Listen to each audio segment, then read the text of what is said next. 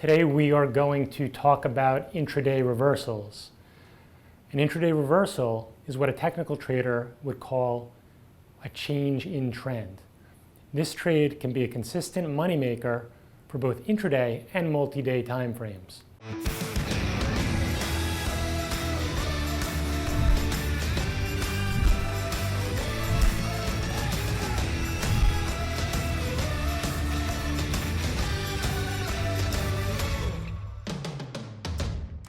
We're going to take a look at a recent example of a trade that was an intraday reversal. I'll walk you through the thought process of a professional trader.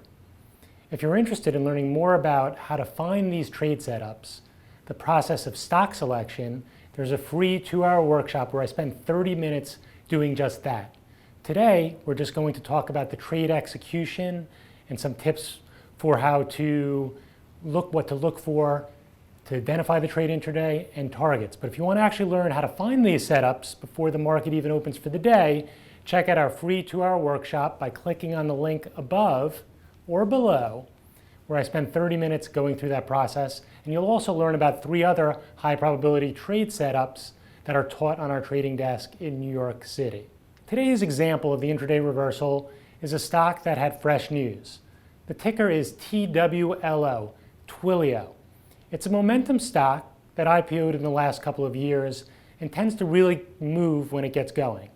And so what I'm going to walk you through now is the higher time frame, what it's done recently, kind of our notes from the morning meeting on key levels, and then the actual thought process of what to look for to see a change in trend and what the confirmation is and how to trade that. And when we're going through it, you're going to see there's no exact right way to trade a reversal. It's going to depend on the trader, how conservative the trader is or how aggressive. But I'll show you the action points and I'll show you the thought process, and then hopefully that will point you on the right path towards making these trades, which, by the way, they happen on a regular basis and they can be very good risk to reward. So the first chart we're going to look at is a multi-day, so you can kind of see recently TWLO was in a bit of a downtrend. It had topped out in the mid-80s and it had traded down for about a week all the way down to $65. And coming into today, before it had fresh news, it had just started to rally back. In fact, you can see it had bounced from the mid-60s all the way up to the mid-70s. So it raced about half of the down move. And so we come in this morning and they announced a merger. They're going to acquire a smaller company. And to acquire that company, they're going to issue stock. And when a company does an acquisition with all stock, the normal reaction, the thing that we see most commonly when the market opens, is it trades down. And quite often that's for reasons that we're not going to really get into today, is in a merger arb situation, those funds, large merger arb funds, will sell the stock. If you're interested in more detail about merger arb, then just Google merger arb trading and you can learn more about it. But for our purposes, there was a merger, they were acquiring a smaller company, but the deal spread was very small, so I wasn't really concerned with these ARB funds selling the stock short. But at the same time, when a company like Twilio, which is known as a growth company, does an acquisition, people can get a little bit nervous that maybe they're doing an acquisition because they're worried that their growth is slowing down. And I think that was probably the main reason why it was being sold this morning. Some people got nervous who bought it the last couple of days. It had just gone up 15% in the last 3 trading days, and it's gapping lower. And also some people are anticipating, people who don't really understand how merger arb works, there are probably some of those people anticipating those funds would be selling on the open, and so people are getting short in the pre-market to kind of take advantage of those merger arb funds potentially selling.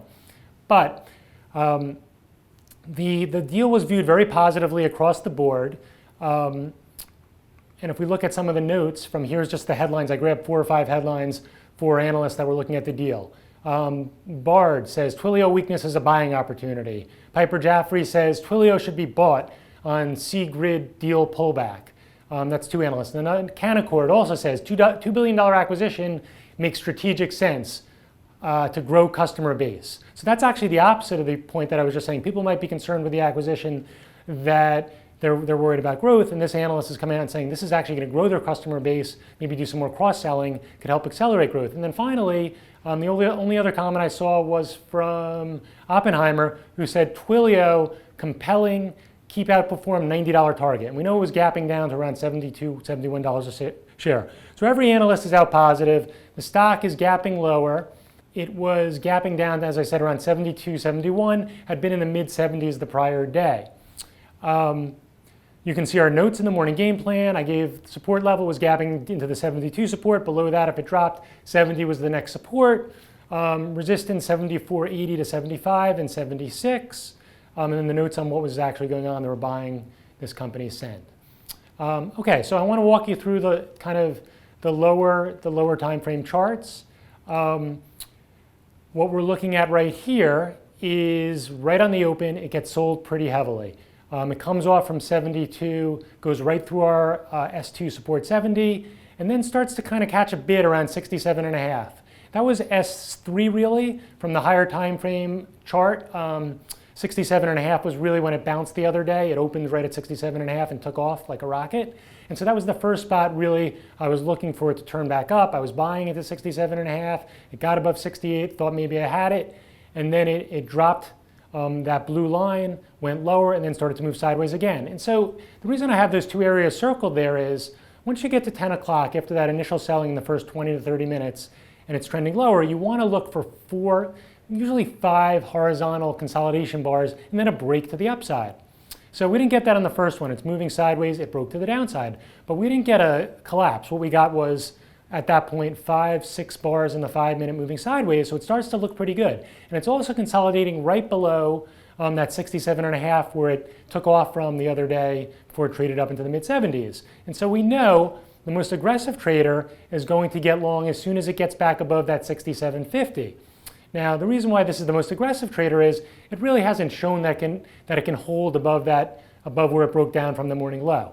The more conservative trader would look at entry point 2, and that would be once it starts to hold above and then takes out the first consolidation and breaks to the upside. That's the more conservative trader. And finally, the most conservative trader would actually wait for it to get back above the 70 support that I highlighted as S2 in our morning game plan, because that's confirmation that basically everybody who sold on the open was wrong. Buyers are in complete control on an intraday basis now as it gets above 70, and then you can start to think about upside targets from the morning game plan, R1 and R2, 74.80 to 75, and then 76.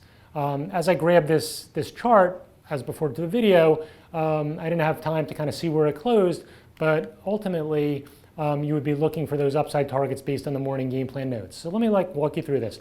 It's trending down, they're selling it at open, it's very high volume. You start to see it move sideways.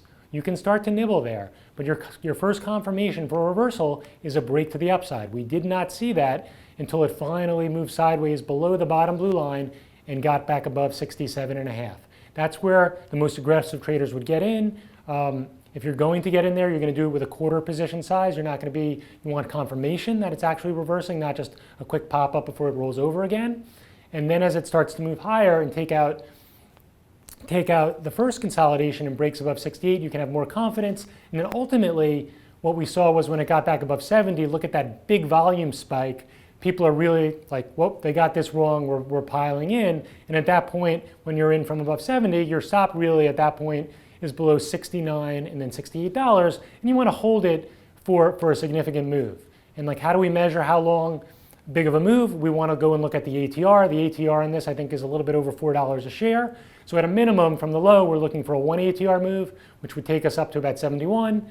And then a full reversal, which basically would erase the morning down move, which I believe was an ATR, would back up, erase the morning down move, and then another ATR to the upside, which would take us to the resistance that I highlighted in the morning game plan notes. About an $8 move from the low around 75.5, 76. So check out the chart, see where it closed, but about 2 ATRs would be a complete reversal, very strong close. That's targets.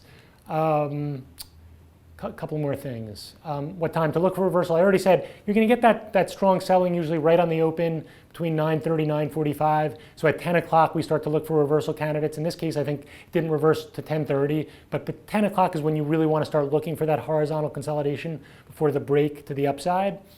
How large? We highlighted based on ATRs. Good candidates for reversal.